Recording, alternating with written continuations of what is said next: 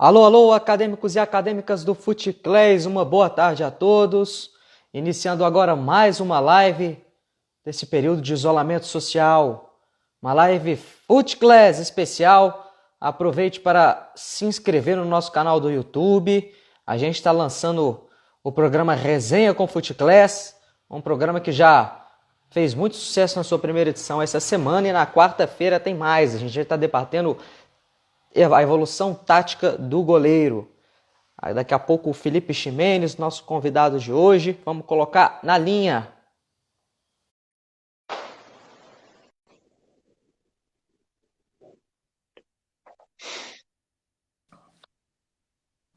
Boa tarde, meu amigo. Boa tarde, um grande prazer estar com vocês aqui.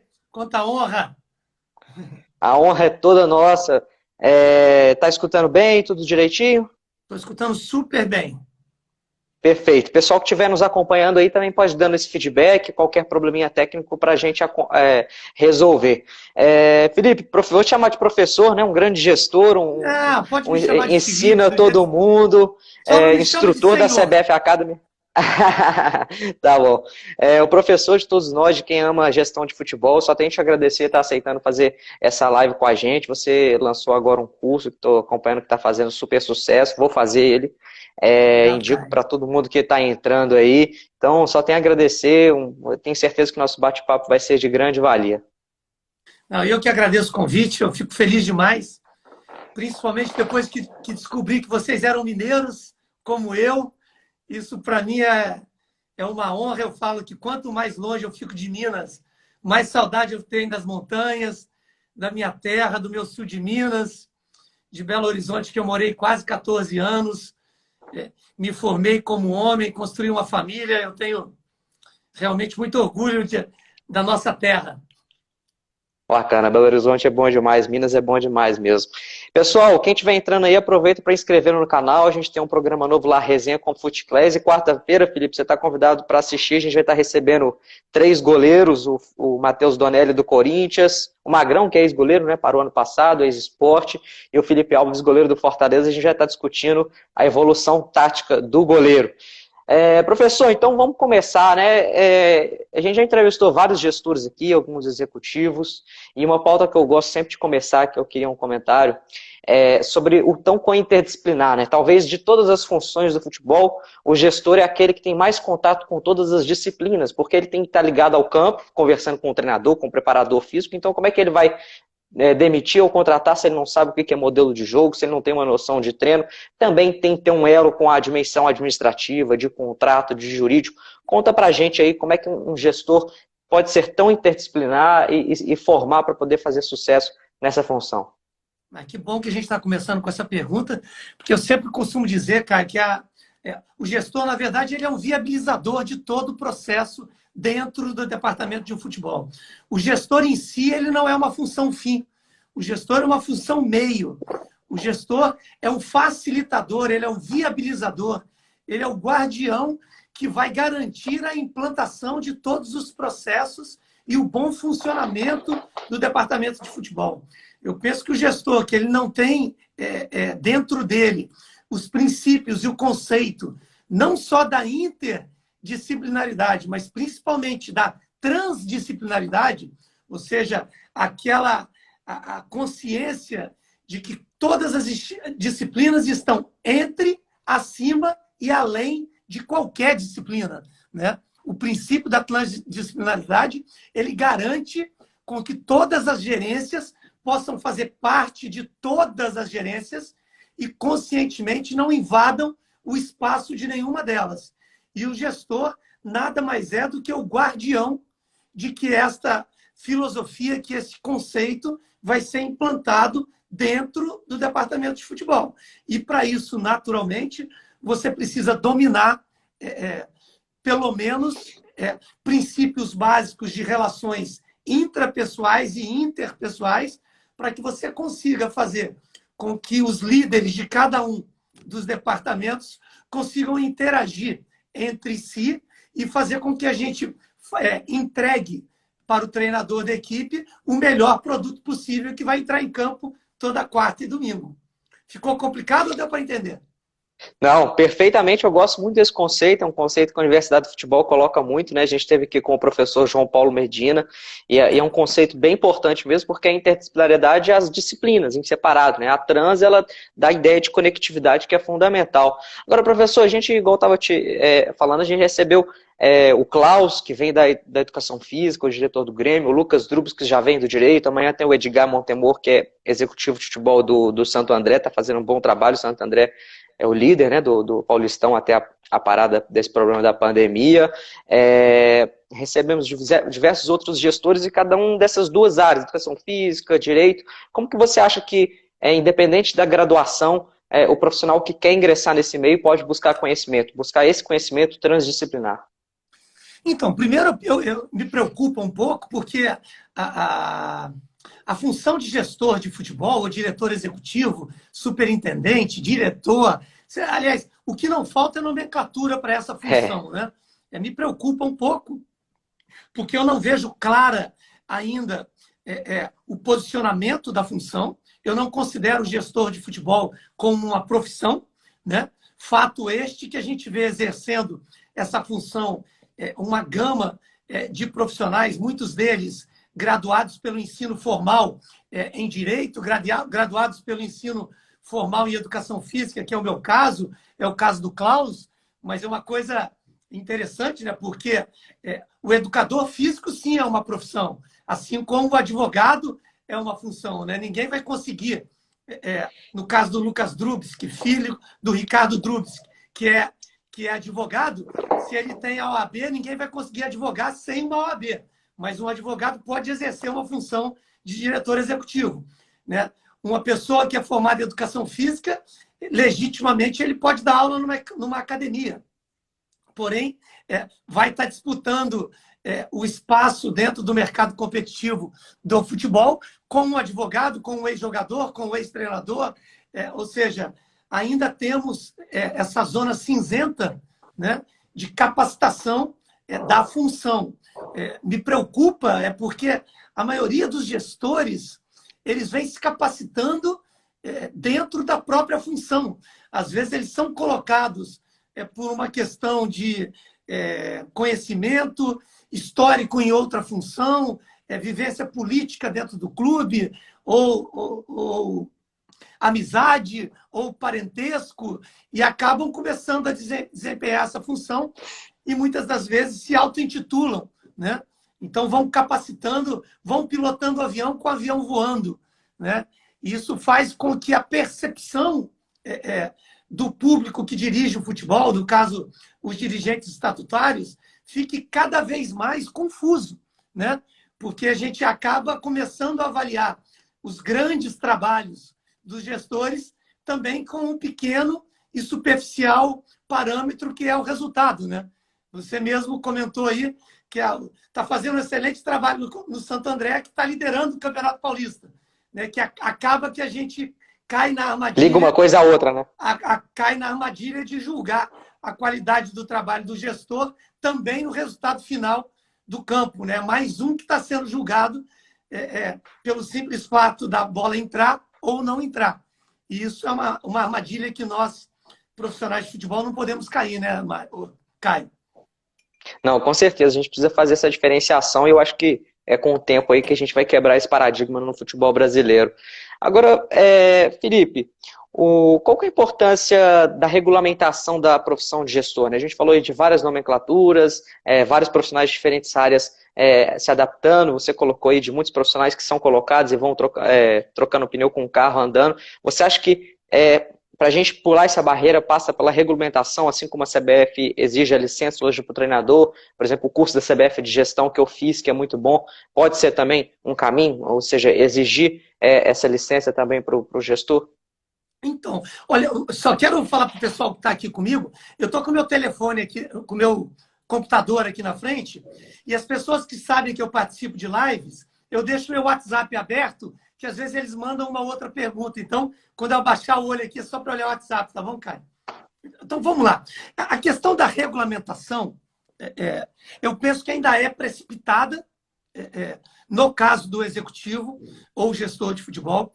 O trabalho de regulamentação do treinador, ele tem 11 anos, aproximadamente, que a gente começou esse processo lá na antiga Escola Brasileira de Futebol, hoje CBF Academy, né? Eu sou o instrutor mais antigo da CBF Academy, desde que foi criado o processo de capacitação de treinadores, 11 anos depois desse processo ter sido iniciado, agora que a gente está começando a exigir que essas certificações sejam delimitadoras da área de atuação do treinador.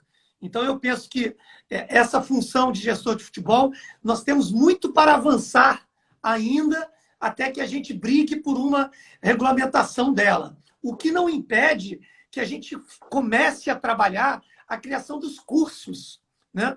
Os cursos são muito importantes. A Universidade de Futebol do Futebol tem um curso. A CBF Academy, do qual eu faço parte, estaremos lançando agora, no final de julho, o primeiro curso de executivo de futebol, que também isso é muito bacana. Eu, modestamente, comecei o meu curso aqui no meu canal, que também está sendo muito bacana. Então, eu costumo dizer, né, que o processo de capacitação de um profissional, ele passa basicamente por 3 momentos, né? O processo chamado não formal, quer dizer que é todo o período que você vive uma função de uma forma que você ainda não foi apresentado às instituições formais que regulamentam aquela função ou profissão.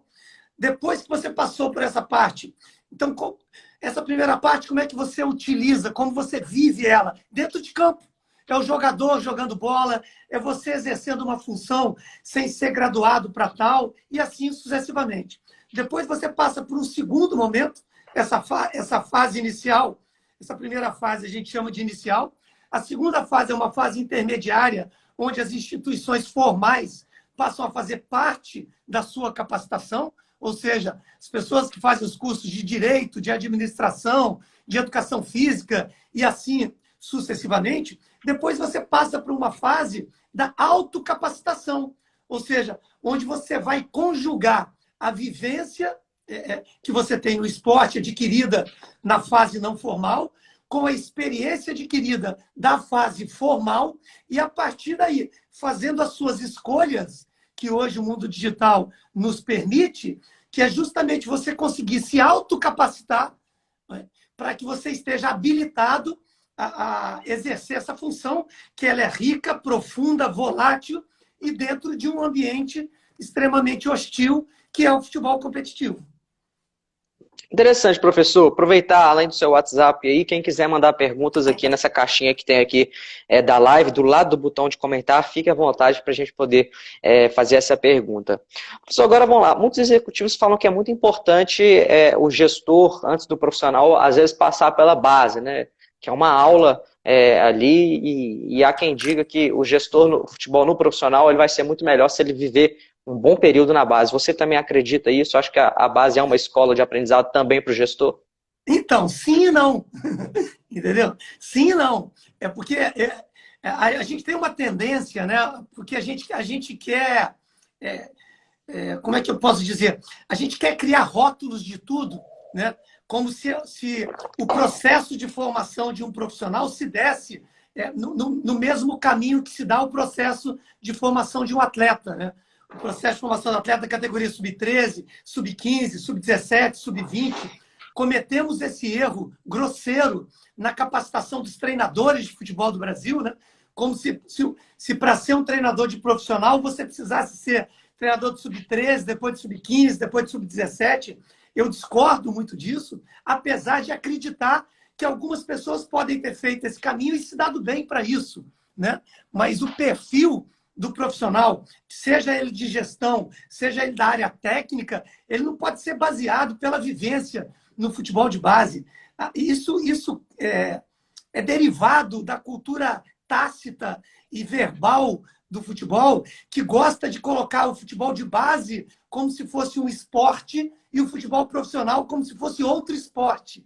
Aí coloca um abismo entre o futebol de base e o futebol profissional. Aí todos aqueles que passaram pelo futebol de base e conseguiram chegar no profissional, colocam isso como se isso fosse uma grande escola. E é. Porém, existem outras Então, a gente não pode se basear simplesmente nesse processo de escadinha que as pessoas acabam fazendo. A única coisa que a gente tem constante na vida, ô Caio, é inconstância. E nada mais bonito para entender esse processo de inconstância e volatilidade do que a vivência dentro de um departamento de futebol. Né? Um gestor de futebol chega a conviver com 3, 4 treinadores em uma temporada, chega a conviver com 45, 50 atletas. Então, é um processo muito rico que o maior cuidado que a gente tem que ter para poder se capacitar melhor é justamente evitar os rótulos. A experiência de cada um ela é muito positiva, mas são somente experiências de cada um. A gente precisa saber adaptar, trazer para a sua própria realidade e, principalmente, tirar proveito na sua construção como profissional.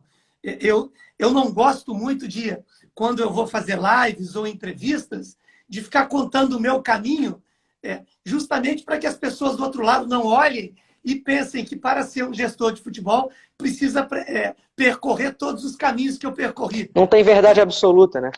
É exatamente isso. Interessante, Felipe. Agora vamos falar um pouco da prática, né? Inúmeros clubes brasileiros, ao redigirem as suas propostas orçamentárias, né, para o ano, alguns estatutos de clube exigem isso, outros não, né, infelizmente, tomam como certeza de receita a questão dos resultados esportivos, né? Ah, nós vamos passar até as oitavas da Copa do Brasil, que hoje remunera muito bem, vamos ganhar X, vamos conseguir esse título, aquele. Você acha isso imprudente? Você acha isso uma forma de gestão temerária até? Então, o que acontece sobre isso? Eu acho que é um ponto importante de ser falado, mas a gente não pode esquecer que o futebol é um jogo. E é um jogo onde as variáveis que não são controláveis são absurdamente maiores do que as variáveis que você controla. E este processo ele precisa fazer parte da vida do gestor também. Normalmente, as pessoas só valorizam os planejamentos depois que você olha para trás e conseguiram a vitória em cima deles. E destroem todos os planejamentos que não deram certo. Né? E, na verdade, a gente não tem tanto controle sobre os planejamentos que são feitos no início do ano como as pessoas imaginam, mesmo quando eles dão certo. Então, eu penso que uma dose de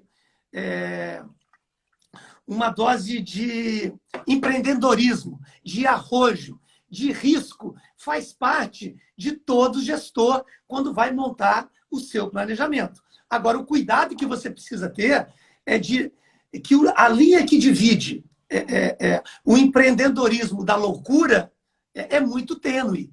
Então, você precisa também tomar muito cuidado quando você vai estruturar todas as linhas de orçamento do seu clube no início do ano, porque você precisa realmente estar pronto, até porque só a vivência que vai te dar isso, que os resultados eles não caminham na velocidade e na expectativa que você tem no início da temporada. Se você escutar um gestor ou um treinador no início da temporada do futebol brasileiro, você vai encontrar 10 almejando disputar a vaga da Libertadores, quando a gente vai ter somente 5 ou 6 vagas.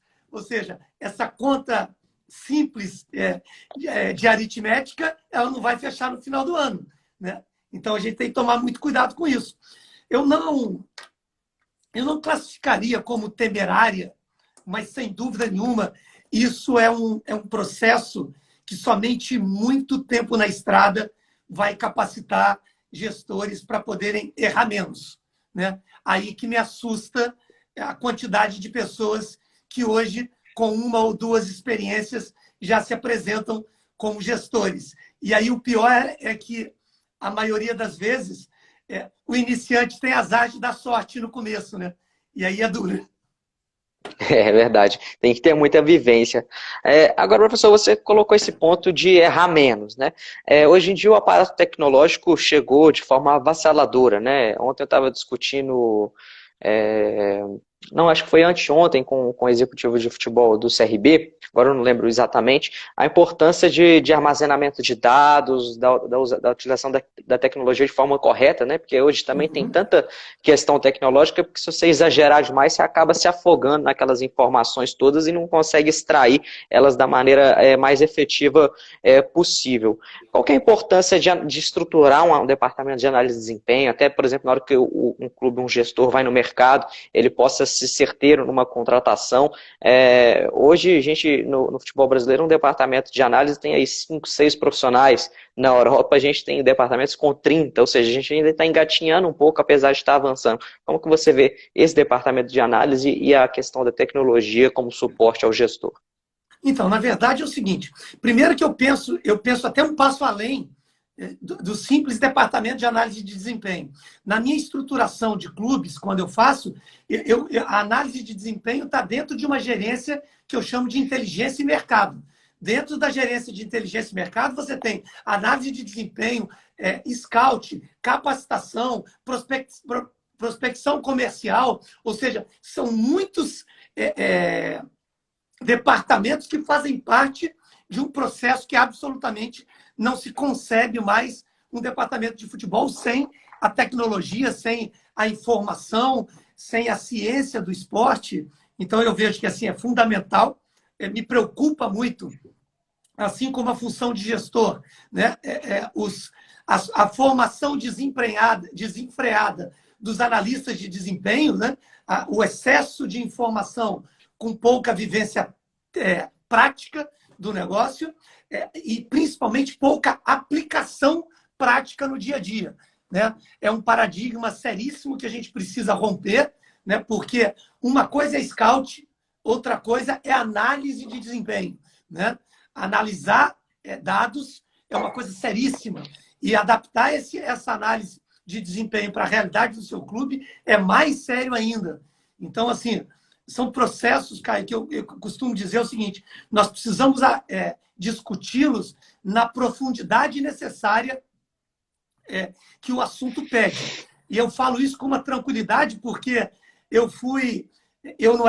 não existia nem o termo análise de desempenho, né? Eu fui um analista de desempenho e era chamado, inclusive, de cinegrafista, né? Você imagina só, isso aí há 20 anos atrás. Eu filmava treinos, filmava jogos. Esse era um processo que eu fazia dentro, porque a minha história no esporte começou no meio da década de 90, então, no meio da década de 80, me desculpe, é mais tempo atrás ainda. Então, eu já tinha o costume de filmar jogos com videocassete de 2 cabeças. Quem tem menos de 30 anos não deve nem saber o que é isso aqui na live. Então, assim, é um processo importante, é fundamental para o gestor nos dias de hoje, porém com o cuidado necessário para que esses dados realmente sejam aplicáveis e não se transformem em montanhas de informações que soltas não servem para nada na aplicação diária e volátil que existe dentro de um departamento de futebol. Legal, professor. Agora vamos falar da figura do treinador, né? Que é com quem o gestor tem uma ligação muito próxima, é praticamente o responsável pela contratação dele. O Roy Hodgson, treinador inglês, ele afirma que o treinador é o centro da autoridade no departamento de futebol para a maioria dos clubes, né? Ele acredita que tudo deve girar no futebol em torno do treinador. O José Mourinho, por sua vez, ele fala a mesma coisa, que tudo que diz respeito ao futebol tem que estar pelo controle dele, e quando ele chega a um novo clube, ele marca reuniões com todos os departamentos, incluindo até o mesmo da segurança. Ele afirma, abre aspas, um clube deve viver em torno das ideias do treinador. O tanto quanto que um treinador que tenha ideias e pensamentos claros pode influenciar positivamente na estrutura do clube, a ponto de, mesmo quando ele sair, ele deixa um legado ali para os próximos 2, 3 anos. Então, a pergunta é fantástica, o tema é incrível. Acho que dá para a gente fazer uma live somente sobre este tema, porque primeiro a gente precisa discutir o que é autoridade. Depois que a gente discutir o que é autoridade, a gente precisa discutir o que é treinador. Né? Depois que a gente discutir o que é autoridade e treinador, nós precisamos discutir quais são as atribuições do treinador. Ou seja, eu acho que o treinador ele pode fazer o que ele quiser desde que isso esteja alinhado com as atribuições que foram dadas a ele no momento da sua contratação, né? A gente não pode trazer uma colocação dessa de pessoas que eu respeito profundamente, como Ferguson, Mourinho e tantos outros aí, mas que, na verdade, são muito mais gestores, ou, além de treinadores, são gestores, são managers, que eu não vejo nenhum problema deles serem o centro do processo tático e operacional do clube, mas eu tenho certeza que quando eles estão falando sobre isso, eles estão falando das rotinas diárias dentro do departamento de futebol. Só que a gestão esportiva ela é muito mais do que isso, né? O Mourinho trabalhou no Porto e levou o Porto ao título da Champions League, mas tinha dando suporte para ele o Antero Henrique, que era um gestor incrível, fantástico, que juntamente com o Pinto da Costa lá no Porto fizeram aquela estrutura fantástica que é o Futebol Clube do Porto. Então você não pode colocar no Mourinho todos os louros daquela conquista e muito menos da sua da valorização do profissional, né? O Antero Henrique, inclusive, saiu do Porto, foi para o PSG e voltou porque viu que lá no PSG ele não conseguiria implantar o seu trabalho da forma voltada para a instituição, como foi feito lá no Porto pelo Pinto da Costa por mais de 20 anos, né? A figura central do treinador, eu penso que é muito importante.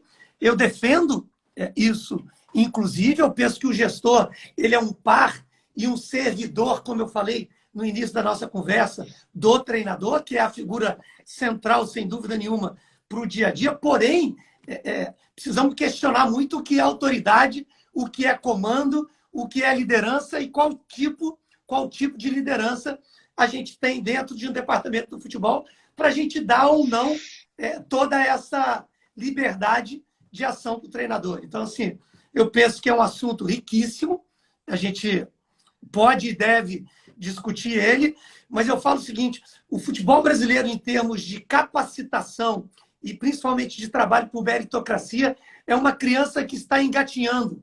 E a gente pega exemplos europeus de um processo que está há mais de 30 anos sendo amadurecidos e estão querendo fazer esse bebê que mal aprendeu a engatinhar, a correr. Então, acho que a gente tem que ter calma, vamos aprender a andar primeiro, para depois começar a dar passos mais rápidos e começar a correr. Interessante, professor. Agora, por outro lado, a confiança entre treinador e executivo, ela tem que ser mútua e é fundamental, né? A partir do momento que um não confia no outro, que a relação fica estremecida, o insucesso é muito comum, né? Assim, a estrutura administrativa e a estrutura do futebol, elas têm que estar muito alinhadas. Ontem eu estava conversando com o Carille e a gente estava discutindo muito, eu tenho discutido também com outros treinadores aqui, com alguns atletas, a questão da geração pós-anos 2000, que é uma geração muito complicada, né? Uma geração muito conectada às redes, e estava até o David, aí, centroavante, falando aqui que na época dele acabava um treino, todo mundo sentava no gramado para conversar sobre o treino, sobre o adversário, sobre o que foi trabalhado, o que precisa melhorar. E hoje não, eles já saem, vão direto para o vestiário, para o celular, para o WhatsApp, para o Instagram, para a namorada, e o Carille falando que realmente é uma geração muito difícil e que tem alguns papéis que tem que ser do gestor, né, de frear, de proibir o celular, porque o treinador já cobra bola parada, já cobra tudo, já é o chato ali do campo. Se ele fosse o chato nisso também, ninguém vai aguentar olhar para a cara dele, né? Como que você vê essa divisão disciplinar de liderança? O que o executivo, o que é a atribuição do executivo na maioria das vezes?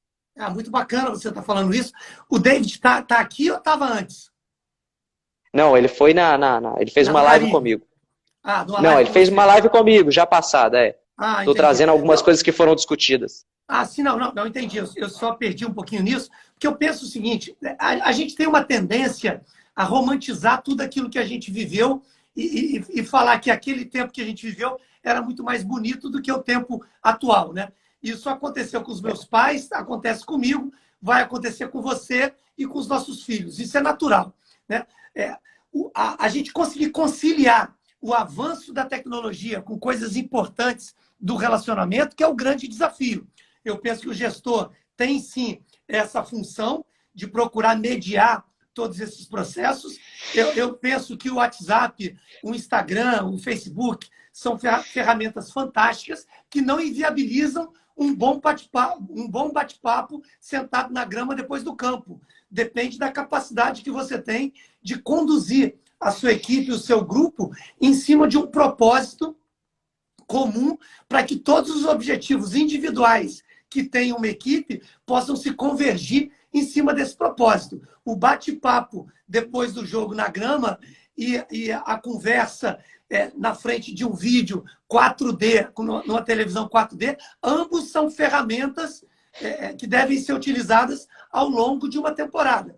Você saber qual utilizar, o momento de utilizar, e não fazer o excesso de uma ou de outra, que é o grande barato, falando aqui uma gíria de que quem tem menos de 30 também não deve entender, que o gestor deve estar sempre perseguindo. É uma coisa que eu sempre falo. O que difere o veneno do remédio é a dose. A medida certa do café, do açúcar no café, é que faz a diferença do bom café. Então, encontrar essa medida certa é um desafio diário do gestor. E, para isso, a gente precisa, rapidamente, quebrar mais um paradigma de que tudo que é antigo no futebol é ultrapassado e tudo que é novo no futebol é fantástico. Nem tudo que é antigo é ultrapassado e nem tudo que é novo é fantástico, né? Existem muitos antigos extremamente atuais e existem muitos jovens extremamente caretas, para falar mais uma gíria de quem tem mais de 40 anos. Interessante, a gente tem que achar o meio termo, né? Esse é o grande segredo, é o equilíbrio.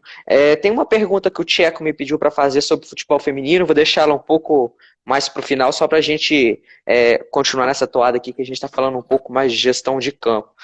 Tá. Felipe, eu tenho discutido aqui também, o Brasil é um pouco modista, né? Assim, quando o Carille ganhou em 2017, todo mundo começou a efetivar o auxiliar falando que era o correto, né? Depois o Filipão ganhou, não, então vamos trazer os treinadores mais experientes, aí veio aquela leva. Agora teve o Jorge Jesus, campeão, o Santos trouxe um português, o Avaí trouxe um português que já mandou embora, o Red Bull ia trazer um português, estava praticamente fechado, depois trouxe o Felipe Conceição, o próprio Jorge Sampaoli, o Inter já trouxe um gringo, o Atlético tinha trazido um gringo que já mandou embora. Como é que é? Quando que o clube vai formar o projeto de modelo de jogo de futebol e quando que o Brasil vai deixar de fazer o inverso, né? Que é o treinador formar o projeto? Puta, cara, que sensacional essa colocação sua. Porque o que acontece, né, Caio? Porque aqui não é que o futebol é modista, né? Nós somos modistas, o ser humano é modista. A gente tem uma tendência de tratar o futebol brasileiro como se fosse um ser extraterrestre, assim como a gente trata os dirigentes de futebol, mais ou menos como a gente trata os políticos do nosso país, né? Parece que os políticos são uma classe de extraterrestres que só aparecem na Terra de 4 em 4 anos e nós colocamos eles lá em Brasília e como se os políticos não fossem o retrato e a sociedade brasileira reduzida a 513 deputados, 81 senadores, mais um presidente e um vice-presidente. Quer dizer, então, o futebol somos nós. O futebol brasileiro somos nós.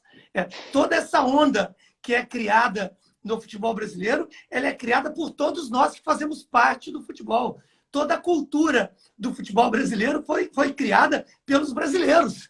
A gente não pode fugir desse processo. A gente parece que nós somos, assim, é o que eu costumo dizer. Quando eu vejo alguns profissionais conversando, eu até vou parafrasear uma frase do professor Levi Rupp, né, que falava assim que o profissional de futebol é uma ilha de burrice rodeada por um mar de sabedoria. Eu, às vezes, vejo que também nós, profissionais de futebol, no auge da nossa prepotência e arrogância, e principalmente quando conseguimos alguns parcos resultados positivos dentro do campo, nos sentimos uma ilha de sabedoria rodeada por um mar de burrice, né? Como se todos os nossos pensamentos fossem os verdadeiros, como se o sucesso baseado dentro daqueles planejamentos que fizemos e quando deram certo, a partir daí passam a ser os exemplos e paradigmas a serem criados e tentamos replicar isso para frente. Então, eu penso que o futebol brasileiro somos nós. E a mudança, ela precisa acontecer em cima de mim, em cima de você, do treinador, do jogador, da imprensa e também do dirigente, que nada mais é do que mais um elemento do futebol brasileiro.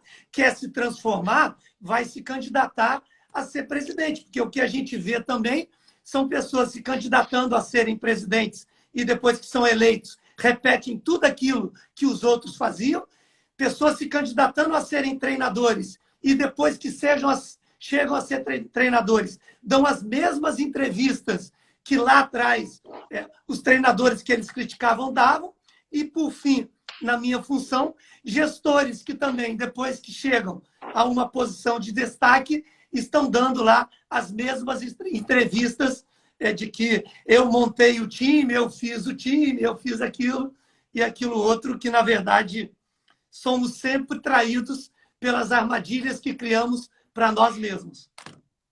Legal, Felipe. Agora, um outro ponto que eu também tenho discutido aqui com alguns convidados, eu queria abordar com você, é a questão da responsabilidade do social do futebol, né? Eu gosto muito de uma frase do Guardiola que ele fala que o futebol é um esporte no mundo que, por alguns segundos, consegue fazer as pessoas esquecer todos os problemas que ela tem na comemoração de gol. Isso é fantástico, né? Por outro lado, a gente vê hoje os garotos jovens nas categorias de base cada vez mais, com 14, 15 anos, já se sentindo profissional, né? E imitando o cabelo do Neymar, querendo comprar o carrão, o brinco de ouro, a corrente de ouro, a tatuagem, ou seja, eles se espelham em questões muito fúteis dos atletas profissionais. E outros atletas que têm uma exposição mais intelectualizadas, né? Eu tive aqui com o zagueiro Léo do Cruzeiro, tem vários projetos sociais, ontem o Carille citou o Paulo André, e tem muitos outros, acaba que esses são rotulados pela imprensa, pela torcida como chatos, né? Como que a gente vai fazer para esses garotos jovens se espelharem nos bons comportamentos? E se você acha que o futebol brasileiro pode aproveitar mais a sua responsabilidade social de influenciar positivamente a sociedade com bons exemplos? Olha, por incrível que pareça, e eu não quero parecer aqui aquele tiozinho chato das coisas que colocam, mas a gente precisa conversar o português dentro do futebol verdadeiro da prática, e não aqueles conceitos que eles são fantásticos quando a gente discute eles dentro da sala de aula, mas quando a gente vai para campo, a gente acaba não conseguindo aplicar. Essa conversa de que o jogador hoje faz o cabelo... Isso já tem mais de 20 anos. Quando o Neymar era sub-13, já se falava do Neymar. E hoje o Neymar já é esse exemplo. A gente está escutando isso há mais de 2 décadas. A gente precisa mudar essa página. A gente tem que parar de ficar falando dessa mesma música.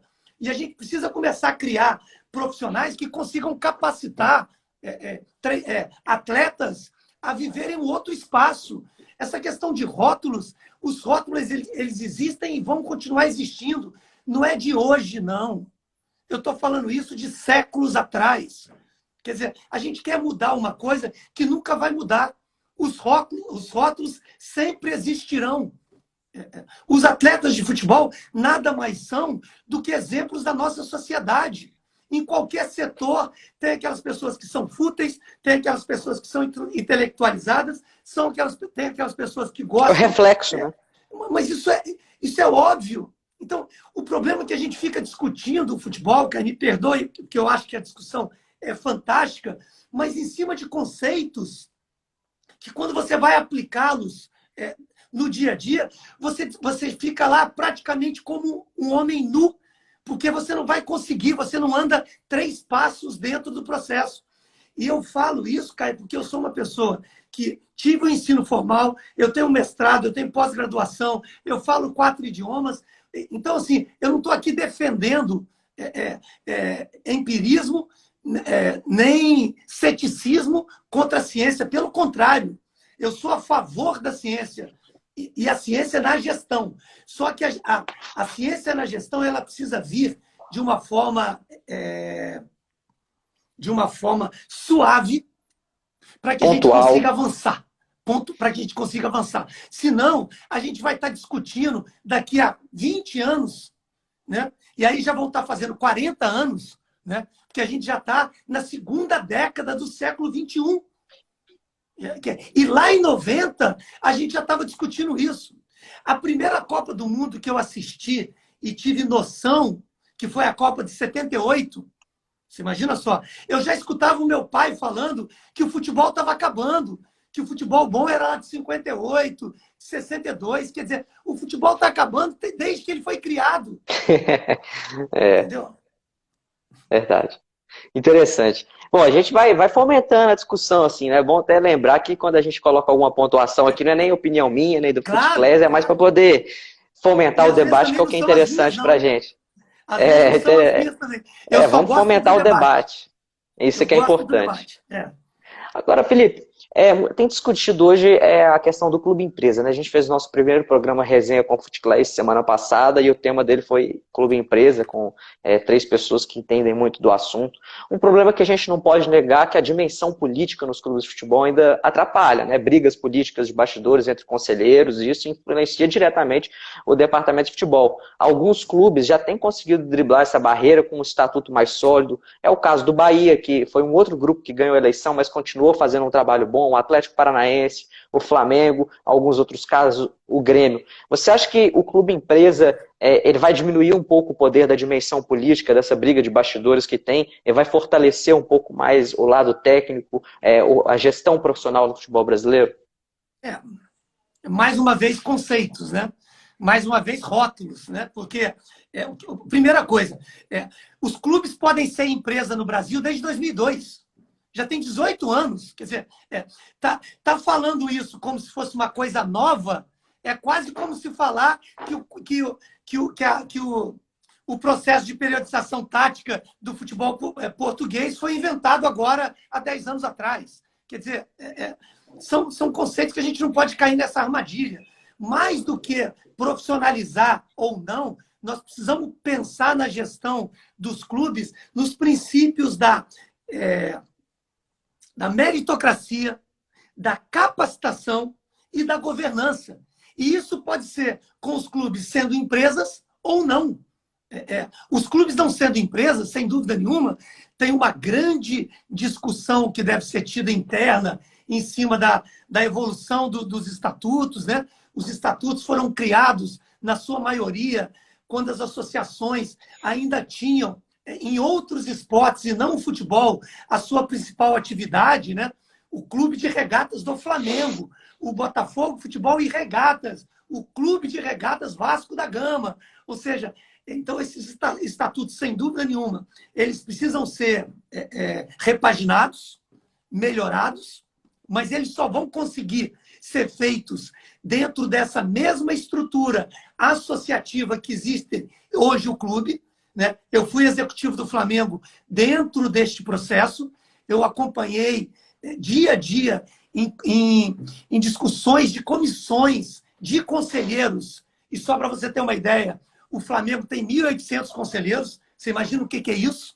Né? 1.800 conselheiros, sendo que eu garanto para você que desses 1.800 conselheiros, você tem pelo menos 600 que sequer flamenguistas são, porque para ser conselheiro do Flamengo, basta você ter uns X anos de mensalidades pagas e daí você opta por ser conselheiro do Flamengo. Então, tem muita gente que mora ali na Gávea, na Lagoa, que são sócios, resolveram ser conselheiros do Flamengo, mas torcem para o Fluminense, Botafogo, Atlético e outros clubes. Então, esse é um processo importante.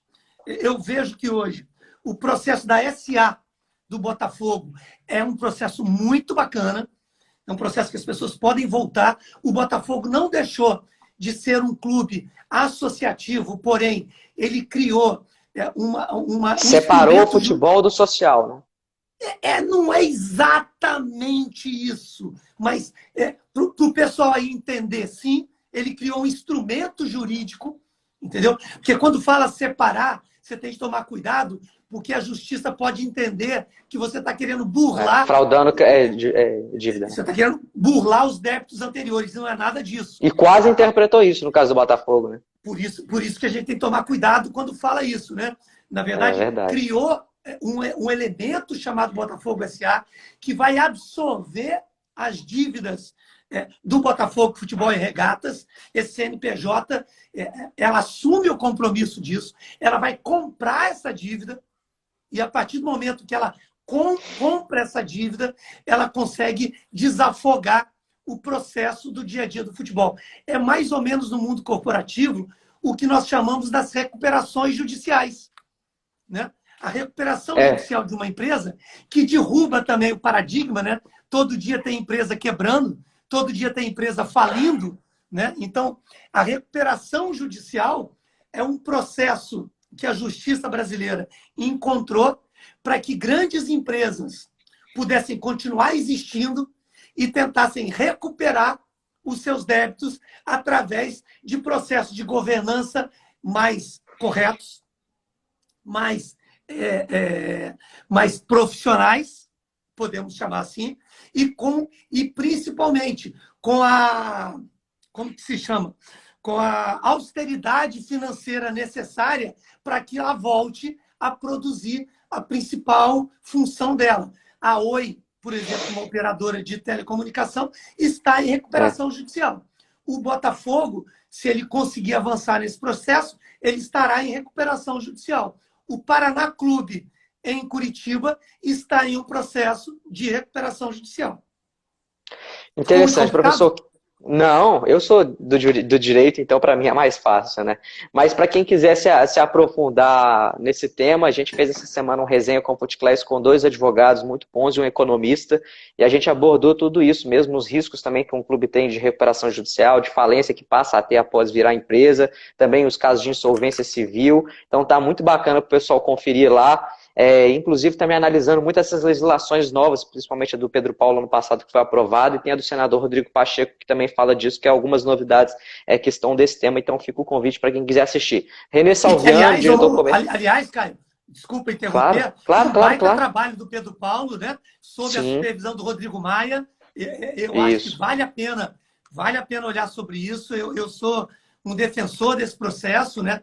Eu cheguei a trazer no início do ano um grupo de investidores de fora do país para avançar ali na questão junto ao Paraná. Infelizmente, essa pandemia precipitou e atrapalhou muito o processo, mas eu acho que, principalmente agora, com essa supervalorização do euro e do dólar, pelo contrário, eu acho que é o momento da gente buscar mais ainda capital estrangeiro. E só para complementar também, a gente está sorteando um livro do Luciano Mota, que é um advogado, chamado O Mito do Clube Empresa. Ele estudou todas as legislações de clube empresa do mundo inteiro, de vários países, então é muito legal esse livro para você aprender um pouquinho também. Dá um abraço para o René Salviano, diretor comercial do Cruzeiro que está nos assistindo, ele também está te mandando um abraço. Felipe, dá um alô também para o Carlos, presidente da Câmara Portuguesa, que a gente agora vai começar um trabalho com ele aqui. Portugal, né, tem se destacado já há muito tempo com um berço literário do futebol, tem muito conteúdo dessa parte acadêmica, então a gente vai fazer alguns intercâmbios de ideias entre Portugal e Brasil. Mas eu vou até aproveitar que eu estou falando de Portugal, vou te perguntar algumas coisas que eu também tenho debatido aqui, a gente já está chegando na reta final. Portugal tem muito livro, né? Os treinadores lá têm o hábito de escrever, a comunidade do futebol tem o hábito de produzir a bibliografia. Muita gente me diz, né? Eu nunca tive a oportunidade de ir a Portugal, espero poder em breve, mas que você vai numa livraria lá e você encontra diversos livros, né? Aqui no Brasil é difícil, muito difícil. E eu costumo brincar que se a gente pegar os 20 treinadores da Série A, eu acho que nenhum nunca sentou para escrever um livro e tem capacidade para isso. Porque você acha que a gente pode avançar um pouquinho na bibliografia? É um passo que a gente poderia avançar ou é mais algum rótulo que a gente tem que desconsiderar? Não, eu penso que a gente pode e deve avançar muito, né? A cultura do futebol brasileiro ela é basicamente tácita e verbal, né?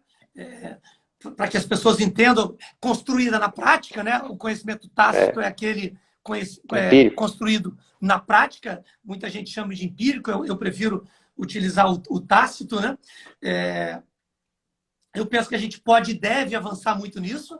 Eu penso que isso é um problema que a gente tem de enfrentar, até porque nós precisamos importar bibliografias que muitas vezes não são aplicadas dentro do Brasil. Sofremos muito isso com a preparação física, né? A gente teve aí, do meio da década de 80 até quase o final da década de 90, a referência de bibliografia para a preparação física da escola do atletismo russo. Então, você imagina só o que a gente sofreu para poder avançar nesses processos, né? Existe muita sabedoria dentro do futebol brasileiro, particularmente, você está falando isso hoje, ele não é um um treinador, mas já foi treinador de Série A do futebol brasileiro. O Ricardo Drubski tem uma Excelente livro. bibliografia interessante que eu acho que a gente pode pesquisar ali. Hoje ele é gestor do Cruzeiro, né? A gente tem algumas outras coisas, alguma bibliografia interessante. Antônio Carlos Gomes tem uma coisa bastante interessante na parte da preparação física. Já temos muitos artigos, né? Altamiro Bottino, eu acho que é uma pessoa que as pessoas podem pesquisar e seguir. Alcides Scaglia. Alcides Scaglia, muito bem. A gente já tem aí alguma coisa que a gente pode buscar. O próprio professor Medina tem alguma coisa bastante interessante. A Universidade do Futebol, que eu falo de uma forma bastante modesta, eu acredito que eu possa contribuir em cima disso com alguns artigos que eu tenho feito. Então, assim, eu acho que esse é um ponto que chegamos aí no importante, que esse sim é um passo que a gente precisa dar na direção da melhoria da qualidade do nosso trabalho escrito, né? Interessante, professor. Então, você citou o Ricardo Drubski aí, que tem um livro Universitário no Futebol, que eu já li e reli. Eu acho que é leitura obrigatória para quem quer trabalhar no futebol, né? Que é uma obra fantástica. E a gente está sorteando aqui na página do FootClass. Amanhã a gente vai anunciar o vencedor, então quem não está participando aí pode procurar abaixo a postagem oficial e participar lá para concorrer ao livro do Ricardo Drubski. Professor, batemos aí quase 55 minutos de live. Tinha até outras pautas para conversar aqui, mas elas são um pouco mais longas e a gente gastaria quase que outra live, né? Quem sabe a gente pode marcar outra, ou você participar com a gente do Resenha com FootClass, que é o programa nosso novo no YouTube. A gente tem muitos acadêmicos, né? A gente tem um grupo oficial do FootClass de WhatsApp e Telegram, de estudos, pessoas, na maioria dos seus membros são estudantes, alguns que estão no direito, outros na educação física, bem variado, mas todos com o propósito de estudar futebol e trabalhar no futebol. Eu queria que você deixasse uma mensagem para eles, de encorajamento, de caminho. Já deixei o convite para fazer o seu curso, já indiquei lá para eles no grupo a importância de estudar, de vivenciar a prática, de procurar estágios e também o network, né? Muitas vezes as pessoas não levam isso muito a sério. Deixa essa mensagem final aí para eles. Primeiro é o seguinte que eu penso, sabe, Caio, que o primeiro processo, valorize a sua vivência. Uma vivência não elimina a outra. O fato de você ter sido jogador de futebol é fantástico e pode ser um grande diferencial para você adentrar na vida profissional do futebol em outras áreas. Porém, isso não exclui a possibilidade de que alguém que não tenha sido jogador de futebol também não possa ser um grande gestor. Da mesma forma, como as pessoas que escolhem um caminho da capacitação formal vão estar trazendo vantagens competitivas imensas para poder adentrar na vida profissional do futebol, mas isso também não faz com que as pessoas que não tenham feito este caminho sejam incapazes de fazer isso. O mais importante é que você valorize o seu caminho, a sua vivência, a sua capacitação. Entenda e principalmente alimente um processo que eu tenho procurado mergulhar, entender e praticar no dia a dia. A consciência não julgadora. Não julgue as outras pessoas, não julgue os outros profissionais. Construa o seu caminho, construa o seu momento. Porque qualquer processo transformador, ele só se dá de dentro para fora, nunca de fora para dentro. Você não consegue transformar nada. É o que eu costumo dizer. Conhecimento não transforma mundo. Conhecimento transforma pessoa. Quem transforma o mundo são as pessoas, né? E você pode utilizar essa frase de qualquer tipo, para livro, para futebol e para qualquer coisa. Essa frase não é minha e não a quero para mim. Eu não quero assumir paternidade. Eu penso que o mais importante do mundo atual... Domínio público. O que eu penso que o mais importante do mundo atual é que as pessoas tenham honestidade intelectual. O que eu estou falando aqui com você é o que eu procuro praticar no meu dia a dia. Honestidade intelectual é não fazer de conta que sabe aquilo que não sabe. Não é estudar 20 minutos alguma coisa, decorar 3 ou 4 frases de efeito e chegar no vestiário do seu time de jogador de futebol e contar ali uma frase de PowerPoint, que ela é muito bonita, mas está claro que você não sabe e não domina isso. É mais do que se envolver com o futebol, é se comprometer com o futebol, é arriscar a própria pele, é acreditar que as transformações que acontecem na sua vida e no mundo, elas são altamente imprevisíveis. Quem poderia acreditar que há 7 meses atrás, se a gente falasse que hoje todas as pessoas estariam fazendo lives dentro das suas casas e que o mundo inteiro estaria parado e que a O forma dia que de a Terra parou. cumprimentar uma pessoa que você ama seria colocar o cotovelo junto com o cotovelo, te chamariam de lunático. Então, eu acho que essa mensagem que eu posso dar para as pessoas que estão começando a vida acadêmica, que eu também passei por ela. Eu me graduei numa universidade federal em Belo Horizonte, em Minas Gerais, com dinheiro público, e fiz um compromisso comigo, que a maneira que eu teria de devolver para a sociedade que me formou como profissional é dividir o que eu sei para multiplicar o que eu conheço. E é isso que eu procuro fazer no meu dia a dia. Fantástico, professor, fantástico. Já vou te deixar o convite, né? Quando isso tudo normalizar, a gente tem diversos eventos presenciais aqui de muito sucesso, desde 2017 já. A gente tem o FuteClass Mesa Redonda. Quando tudo normalizar, a gente vai te convidar para estar participando aqui com a gente. Vai ser um prazer. Pessoal, falei do grupo nosso de WhatsApp aí. Quem quiser participar, eu vi que algumas pessoas perguntaram depois que eu mencionei. Está no link da nossa bio. Tem lá, é só você se inscrever lá, fazer o processo seletivo lá para participar com a gente. Professor, só tenho que te agradecer. Realmente um aprendizado muito grande. Muito obrigado mesmo. Vamos nos falando aí, trocando essa experiência que só tem a agregar o futebol e vamos juntos transformando o futebol pela educação aí. Prazer é todo meu. @Felipe Ximenes é oficial, é o meu Instagram. O pessoal que me segue, que siga o FuteClass Oficial, é isso? Isso aí. Isso, FuteClass Oficial. E que sigamos aí pelo bem do futebol sempre. Contem comigo quando quiserem. É isso, vamos juntos. Um abraço, professor. Obrigadão. Até mais. Um abraço, bom domingo. Tchau, tchau.